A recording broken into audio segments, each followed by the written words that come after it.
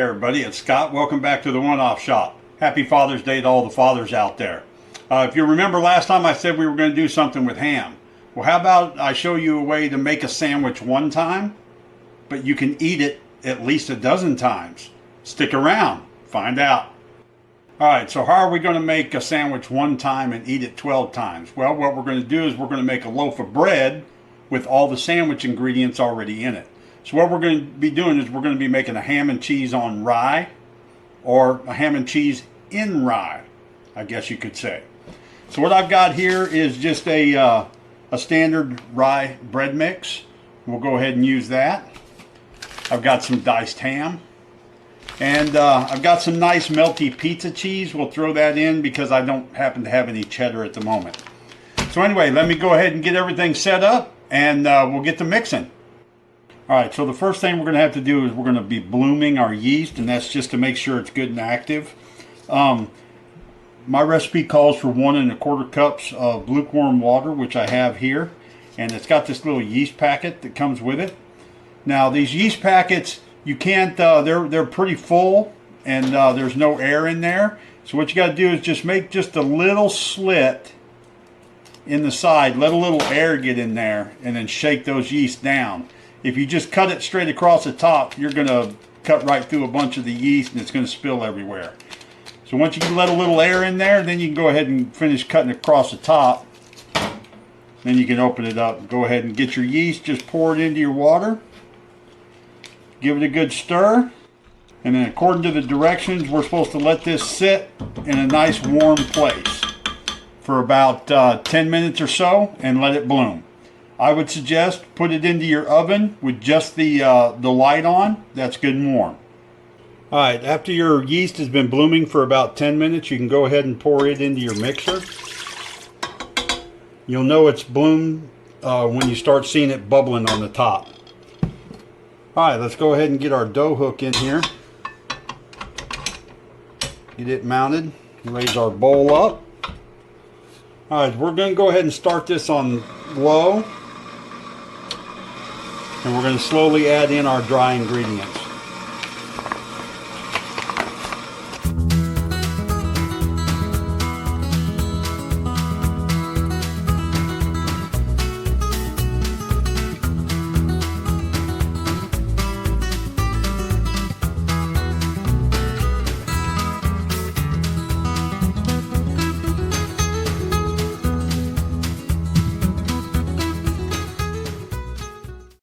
Alright, so while that's mixing up, I always find that to punch up the flavor of rye bread, add a little rosemary. So we're going to add about 1.5 teaspoons. Alright, once you've got your dough all mixed up, just go ahead and leave it in the bowl. Stick it back in your oven with just that appliance light on and leave it sitting there for 30 minutes and let it rise. Make sure you cover the bowl with a clean cloth. Alright, while our bread dough is rising, let's go ahead and get our other stuff ready. Now the one thing you got to be aware of whenever you're making bread, anything that you add to it, you have to remember about the moisture content, because anytime you change moisture in cakes or breads, you're affecting the leavening of them. How fast they rise, how much they rise, all that kind of thing. So anytime that you put something into bread, you want to make sure it's as dry as possible. That's why they recommend use dehydrated fruits whenever you make breads or cakes, but you use fresh fruit if you're making like a dessert or a pie, something like that, because those are wet. Anyway, so what I've got here is this John Morrell diced ham. It's a 1/2 pound. I think we can probably use about half of this safely. What we'll do is we'll get about half of this out here on a plate on a paper towel. We can close that up. And we'll take our paper towel here and we'll just fold this over and we'll kind of press it down. All we're trying to do is pull as much moisture out of this meat as we can before we stick it in, because we don't want it to make our bread soppy. The cheese, there's not much you can do about that because the cheese is oil, but the oil doesn't affect the leavening as much as, like, say, water will. Alright, so once you've done that, seems like it's pretty dry. Scrape your little ham pieces back into your pile here. We'll just tear that half off. There we go. All right, go ahead and stick this in the fridge, and we'll get this incorporated once we start getting our bread dough ready to go into the oven. All right, once your bread's been rising for about 30 minutes, go ahead and get your little flour out onto your work surface here.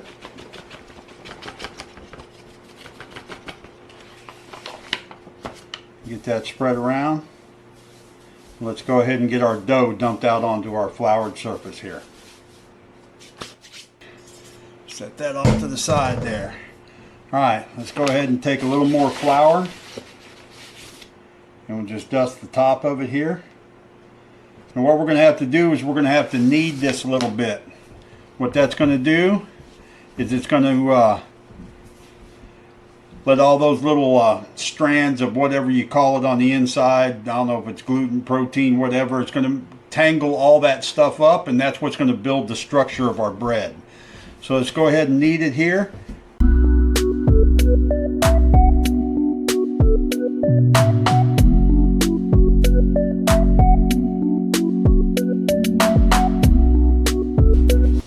Bring it into a ball. What we're going to do is we're going to punch down right in the middle. So this is what you do when you're going to be adding ingredients to a bread. You get it kneaded if it needs kneaded, make a ball, make a well in the middle. Alright, and with your little well there in the middle, what you're going to do is that's when you're going to go ahead and add in your ham. Go ahead and pile that on in there. Just go ahead and mash that in like this. Now we'll take our cheese, and the way we've done this is meat to cheese, because there's so much moisture in the meat that we tried to take out. We couldn't do anything about the cheese, the oil in the cheese. So what we're going to do is we're going to do half the amount of cheese as we're doing ham. So the ham is 4 ounces. That's going to be about a half a cup. The cheese, we're going to do 2 ounces, which is about a quarter cup.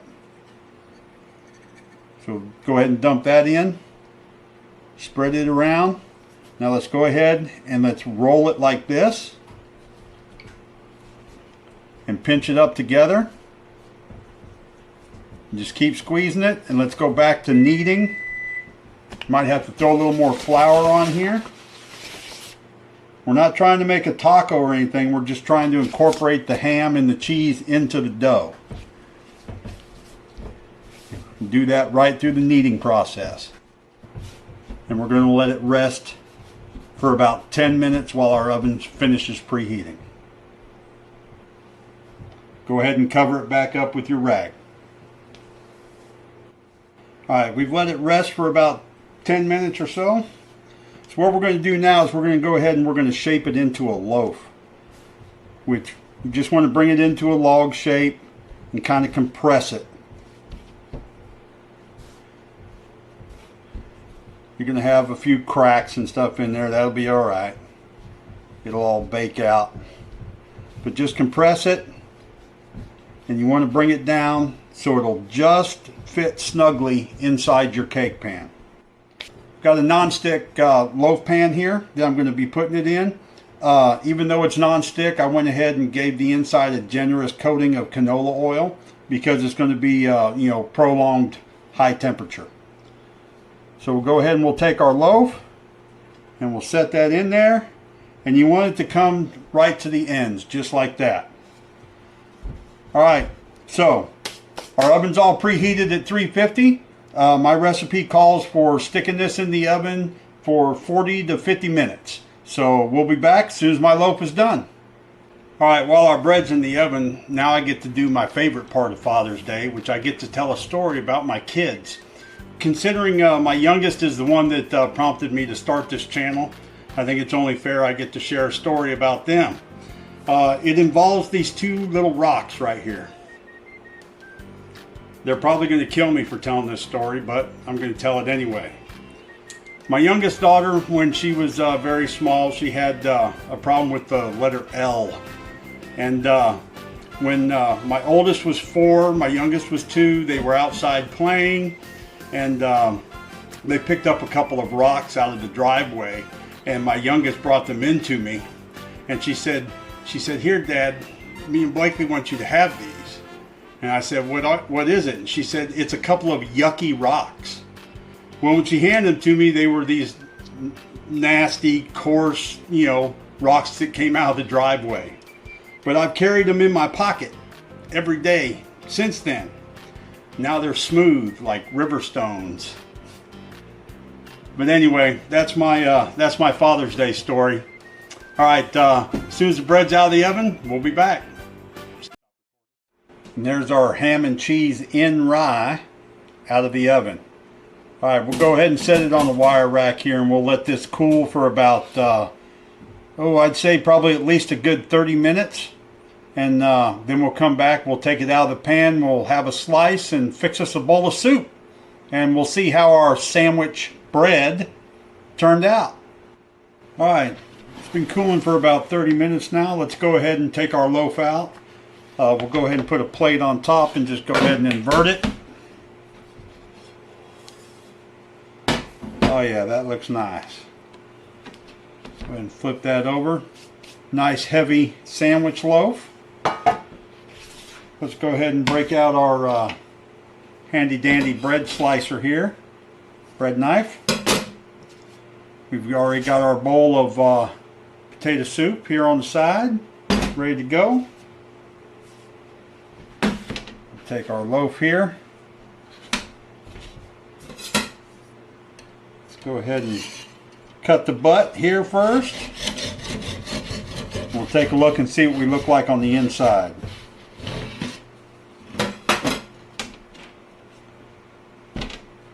Oh yeah, there you go.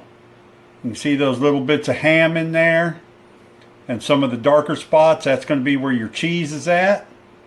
Nice dense bread, going to be excellent for dipping in soup. So let's give it a shot here.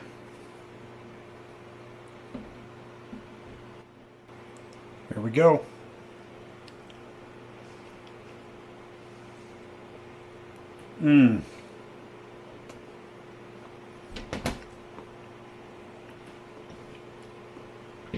The rosemary really gives it a punch. I love that flavor in my rye bread. Ham, cheese, nice dense rye bread. Soak it in some nice cheesy potato soup, and you're good to go. All right, wanted to go ahead and finish chewing there. Didn't want to keep talking with my mouth full. All right, that's it for today's episode. Hope everybody enjoyed it.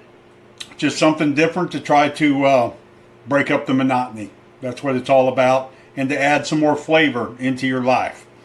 All right, tune in on Tuesday. We're going to be tackling some fruit, cherries this time. I think I've got a couple cans of cherry pie filling over there. We're going to see what we can come up with. So until next time, keep rifling through the cabinets, keep rummaging through the fridge, and turn those what ifs into a one-off.